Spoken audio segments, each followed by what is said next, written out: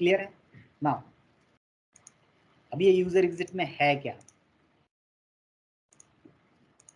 /NSE38 कौन सा बताया था मैंने, MV45AFZ, MV45AFZZ कॉपी पेस्ट करो आप, ठीक है।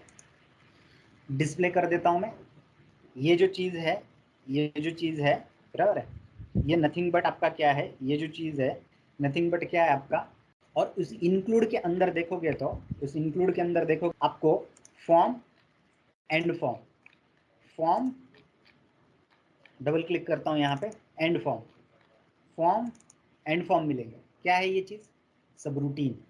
लेकिन इसका परफॉर्म कहाँ पे है, परफॉर्म एसएपी ने कहीं तो स्टैंडर्ड में रखा हुआ है, ठीक से ध्यान दो, परफॉर्म क्या किया हुआ है, एसएपी ने स्टैंडर्ड में कहीं पे रखा हुआ है, और उसके फॉर्म एंड फॉर्म इन्होंने क्या किए हुए, इस प्रोग्राम में कॉल किए हैं, इस प्रोग्राम में क्या किए हुए है, वो फॉर्म एंड फॉर्म उन्होंने कॉल किए हुए हैं।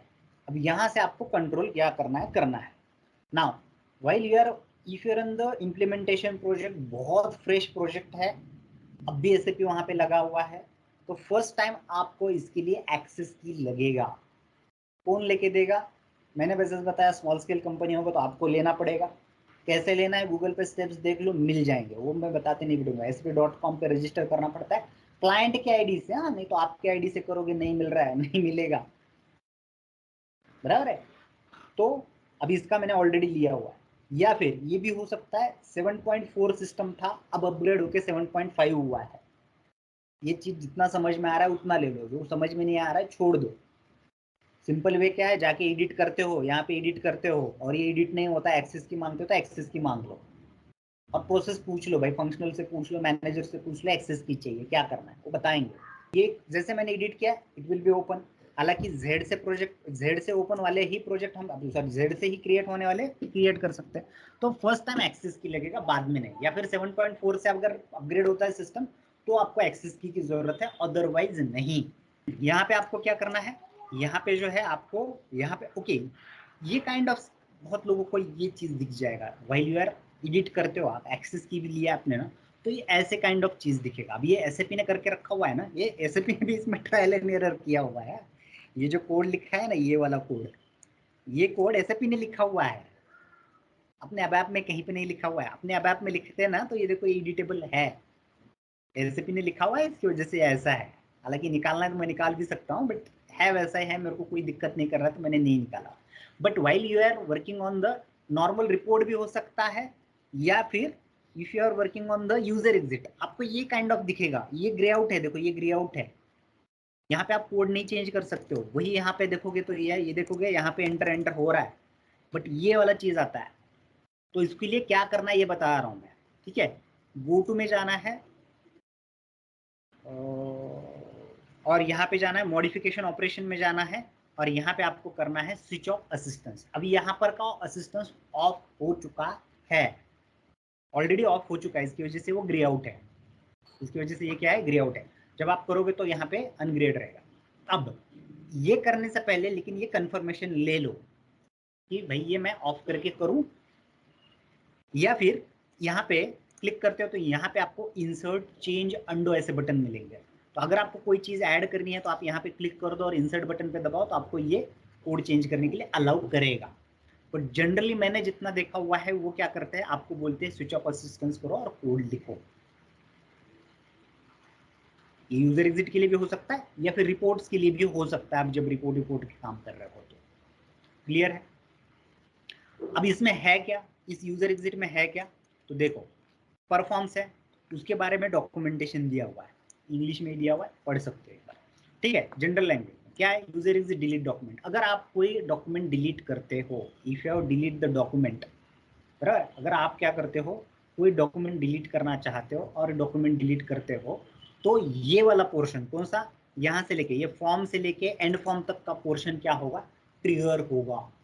फॉर्म से लेके एंड फॉर्म तक का पोर्शन क्या होगा, ट्रिगर होगा। फिर उसे रिपीट कर रहा हूँ, क्या होगा, फॉर्म से लेके एंड फॉर्म तक का पोर्शन क्या होगा, ट्रिगर होगा। ट्रिगर होगा इन द सेंस, ये अगर आप डिबगर यहाँ पे लगाते हो तो यहाँ पे मिल जाएगा। क्या कर सकते हो, कोई डॉक्यूमेंट है, इंपॉर्टेंट डॉक्यूमेंट है, सीनियरियो बता रहा हूँ, एक सीनियरियो बता रहा हूँ, करके ट्राई करके देख सकते हो। इससे पहले कभी भी ट्राई नहीं किया है आपने, तभी बता रहा हूँ, काम है बताने का। ईमेल सेंड करो, बताया था, यही रिक्वायरमेंट होती है। फॉर एग्जाम्पल अब देखो, ईमेल नॉर्मली भेजना है तो आप भेज सकते हो, लेकिन मेरे को ईमेल सबको नहीं भेजना है। मैंने क्या बताया था, रिक्वायरमेंट जब वेयर्ड रहेगी या फिर कुछ कस्टमाइजेशन रहेगा, वैलिडेशन के लिए रहेगा, तो हमें करना है। सबको करना है तो हम कॉन्फ़िगरेशन से कर सकते हैं। कैसे, उसमें मैं नहीं जाऊंगा, मेरे को पता है, मैं उसमें नहीं जाऊंगा। लेकिन आपकी रिक्वायरमेंट ऐसी है, देखो specific sales organisation, let's say 3000 हम ले रहे थे, 3000 सेल्स ऑर्गेनाइजेशन है, बराबर है। और उस सेल्स ऑर्गेनाइजेशन में एक ऑर्डर है जिसका अमाउंट 1 करोड़ से ज्यादा है। ये मैंने किया हुआ मैं चीज बता रहा हूँ, मैं नहीं किया हुआ। क्या है, एक सेल्स ऑर्गेनाइजेशन है, उसमें कितना अमाउंट है, 1 करोड़ से ज्यादा है। अगर वो कोई ऑर्डर डिलीट करता है तो उसका ईमेल जो है उसके मैनेजर को जाना चाहिए, सीनियर अथॉरिटी को जाना चाहिए, बराबर है। वहां पे स्लैब थे, लेट्स से 50,000 के नीचे, मेरे ख्याल से अभी याद तो नहीं है, बट मैं रेंज बता रहा हूँ। हाँ, ये रेंज पता है कि 1 करोड़ के आगे का अगर डिलीट होता था ना, तो वो मैनेजमेंट लेवल के जो ये थे, 1.5 करोड़ के आगे का ऑर्डर है, तो इतना बड़ा ऑर्डर डिलीट हो रहा है तो ऑब्वियसली वो सीईओ तक लेवल तक भी जा सकता है। इतना बड़ा ऑर्डर डिलीट क्यों कर रहे हो तुम, क्या रीजन आया, उसका प्री अप्रूवल हुआ था क्या, उनको भी पता होना चाहिए, या फिर उनको भी पता होना चाहिए ऐसा भी कुछ हो रहा है, समझ में। तो ये काइंड ऑफ सिनेरियो अगर करना है तो कैसे होगा, डिलीट करोगे तो यहाँ पे वैलिडेशन चेक करोगे आप, कैसे करना है ये बताऊंगा। फिर क्या करोगे, फंक्शन मॉड्यूल यूज करोगे ईमेल सेंड करने के लिए, समझ में। तो यहाँ पे आप इसका कोड लिख सकते हैं। नेक्स्ट परफॉर्म क्या है, नेक्स्ट दिया हुआ है फील्ड मॉडिफिकेशन। नेक्स्ट क्या है, फील्ड मॉडिफिकेशन। आपके सेल्स ऑर्डर में फील्ड को कोई ग्रे आउट करना है, जैसे बहुत बार प्लांट को ग्रे आउट करने के लिए बताया जाता है, ये मेरे को रिक्वायरमेंट में, मैंने बहुत रिक्वायरमेंट की है, मैं ईच एंड एवरी समझाते बैठूंगा तो दिक्कत हो जाएगा, समझ में। ईच एंड एवरी समझाते बैठूंगा तो या प्रैक्टिकली करेंगे, 1 से 2 करके दिखाऊंगा मैं इसके, ठीक है। प्लांट फील्ड बहुत बार ग्रे आउट किया जाता है, प्लांट भी रहता है, अगर आप सेल्स ऑर्डर ओपन करते हो ना, तो प्लांट फील्ड जो होती है वो ग्रे आउट, अगेन ये भी कस्टमाइजेशन है, ये भी स्टैंडर्ड लेवल पे क्या हो सकता है, ये भी आप स्टैंडर्ड लेवल पे क्या कर सकते हो, इसको जो है स्टैंडर्ड लेवल पे भी आप इसको क्या कर सकते हो, आप जो है कंट्रोल कर सकते हो। If you want to control from the standard you can control, बराबर है। आप अगर इसको कंट्रोल करना चाहते हो तो कर सकते हो, बट अगर आपको कस्टमाइजेशन जरूरत पड़े, if you require the customisation, then आपको क्या करना पड़ेगा, ऑर्गेनाइजेशन स्पेसिफिक, कस्टमर स्पेसिफिक, अलग अलग चीजों के ऊपर डिपेंड है, ग्रुप ऑफ पीपल के ऊपर करना है, तो ये काइंड ऑफ रिक्वायरमेंट आएंगे। और फंक्शनल से पूरा रिक्वायरमेंट समझ के लेना है। जब तक आपको पूरा रिक्वायरमेंट ठीक से समझ में नहीं आता है ना, उसको पूछो। ऑर्डर मैंने चेंज करने के लिए बोला है, लेकिन ये मैंने धीरे धीरे किया था क्या, माय बैड। देखो चेंज करता हूं ना, यहाँ पे प्लांट है, ये प्लांट ग्री आउट मिलेगा आपको, ये प्लांट क्या मिलेगा, ग्री आउट मिलेगा।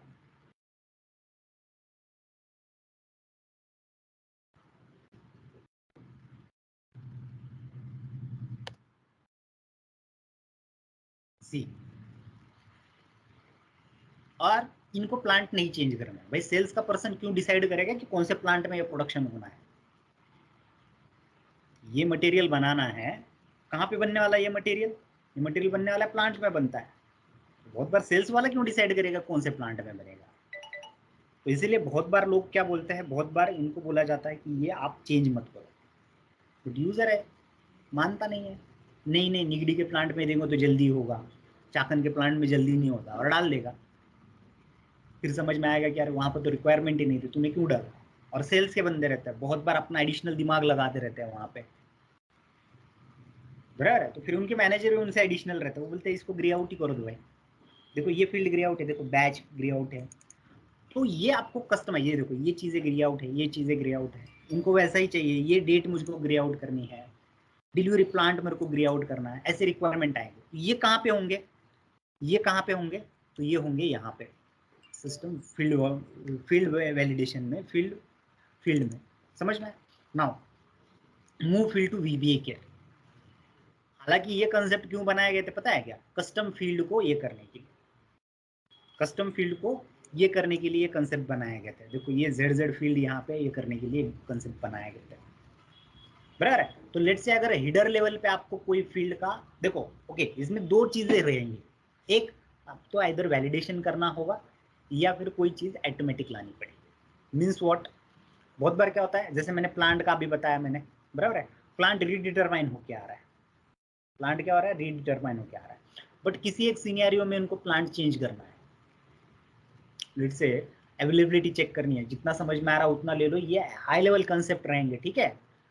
लेट्स से क्या रहता है, अवेलेबिलिटी रहती है, अवेलेबिलिटी इन द सेंस उस प्लांट में लेट्स से 1000 लैपटॉप बन रहे हैं ऑलरेडी, उसका कैपेसिटी 1000 लैपटॉप का है, मैं और 200 का ऑर्डर डाल रहा हूँ, तो वो तो कैपेसिटी फुल हो जाएगा। तो मेरे को यहाँ पे क्या करना है, वैलिडेट करना है, और वैलिडेट करके क्या, अभी इसमें दोनों भी सिनेरियो वैलिडेट करना है, तो वहाँ पे प्लांट में वो ऑलरेडी करंट प्लांट में कितनी अवेलेबिलिटी है, 1000 की है, कैपेसिटी 1000 की है बनाने की, ऑलरेडी कैपेसिटी का उतने ऑर्डर्स वहाँ पे पड़े हुए हैं, तो मेरे को अभी प्लांट चेंज करना है और वो कोड से होना चाहिए, बराबर। तो हम लॉजिक लिख सकते हैं,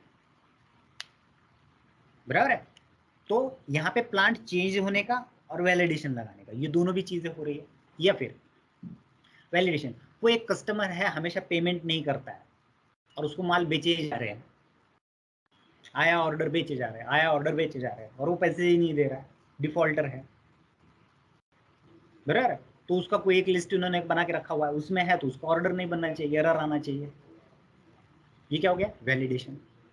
या फिर कोई एक चीज रहती है, जैसे कि अगर मेरा सामान आउटसाइड इंडिया भेजना है, ये मटेरियल बनता है आउटसाइड इंडिया जाता है, मेरे को कैसे समझ में आएगा कि आउटसाइड इंडिया का है, तो भाई कस्टमर का जो एड्रेस रहेगा वो जहाँ से ऑर्डर बना रहा है उससे बाहर का होगा, दुबई का, अगर कस्टमर का है, इसमें कंट्री भी मिलता है अपने को, तो हम क्या करेंगे, वो ऑर्डर एक्सपोर्ट ऑर्डर रहेगा, तो उसका कहीं ना कहीं तो भी वैलिडेशन लगाएंगे कि यहाँ पे ऑटोमेटिकली फील्ड अपडेट हो जाएगी, ओके जहाँ से ऑर्डर ले रहा है या फिर प्लांट है और जहाँ पे ये जगह जा रहा है, प्लांट का एड्रेस और आपके कस्टमर का एड्रेस अगर डिफरेंट कंट्री है, तो ये क्या होगा, एक्सपोर्ट ऑर्डर होगा, भी मैंने रिक्वायरमेंट की है, तो उसके लिए कहीं ना कहीं तो एक अपडेट करना पड़ेगा, तो ये भी रिक्वायरमेंट हम करके देखेंगे।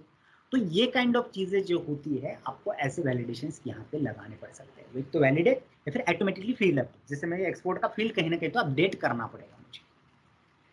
क्लियर है, एनी डाउट, एनी क्वेश्चन इसमें, नो, ठीक है। नाउ मूव फील्ड टू वीबीएपी, अगर मेरे को लाइन आइटम लेवल पे, जैसे अभी का दिखाया था मैंने, आपके लाइन आइटम पे भी आप क्या कर सकते हो, वहाँ पे कुछ ना कुछ तो चेंज करना पड़ सकता है, लाइन आइटम लेवल पे भी आपको क्या करना पड़ सकता है, चेंज करना पड़ सकता है, तो आपको यहाँ पे करना पड़ सकता है। नेक्स्ट क्या है, मूव फील्ड टू वीबीएपी, ये फील्ड हमने एकदम स्टार्टिंग में देखा था, शेड्यूलिंग लाइन के लिए रहता है, बराबर है, शेड्यूलिंग लाइन के लिए रहता है, यस शेड्यूलिंग लाइन के लिए देख रहता है ये, बराबर है। यहाँ पे अगर सेल्स ऑर्डर में देखोगे तो ये शेड्यूलिंग लाइन रहता है, डबल क्लिक कर दो, मेरा माउस का शायद बैटरी खत्म हो गया है, वो अभी स्लो भी चल रहा है,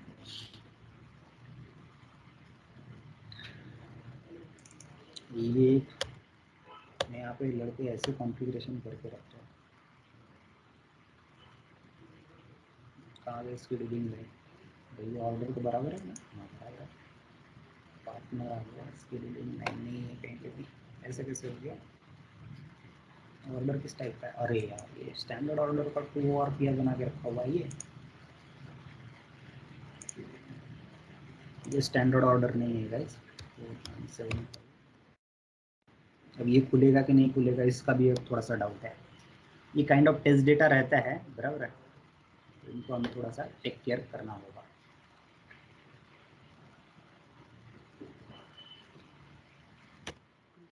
देखो ये प्रॉब्लम है,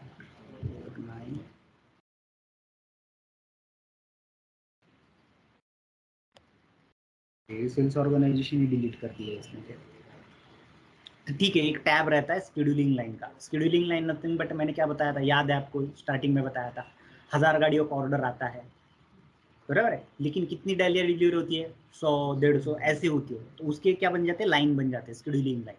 तो ये शेड्यूलिंग लाइन कहाँ पे स्टोर होते हैं, तो इस वीवीईपी टेबल में स्टोर होता है, ठीक है। बाकी ये सारी चीजें हैं इसमें, एक बार देख लो, ठीक है। कल इसमें that's it for today guys, that's it for today, कल मिलते हैं फर्दर पोर्शन में।